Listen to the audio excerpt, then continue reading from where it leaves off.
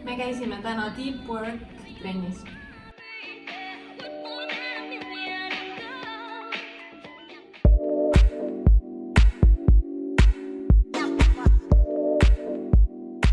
Kuidas Peetris?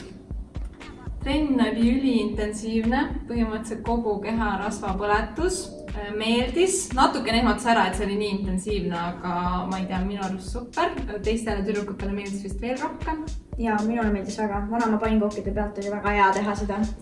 Kütust oli ja tuhhi oli sees, et lammutada. No mul oli kõht täis sühini, et suhte raske oli. Aga sa ikkagi proovisid raskemaid variante teha? Aga proovisin ja mingi...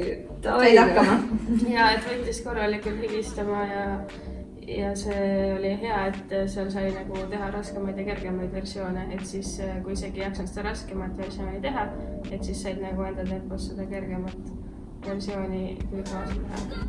Aga vahepeal tõstis ikka pulsi nii kergeks, et pidi mingi joogipausi tegema. Jah, puhkepausi tehtud, et siis pidi ise seal joogipausi tegema. Et üliintensiivne põhimõtteliselt. See oli väga hea, mulle väga meeldis see nagu, tõesti. Ja Amal oli kohe tegi peale trenni, issand, nii hea trenn oli. Aga viga on selles, et ma pole mitu nädalat trenni teinud korralikult ja siis ma sain nagu, mul oli energiat, et teha, ma arvan, et seal on mingisugune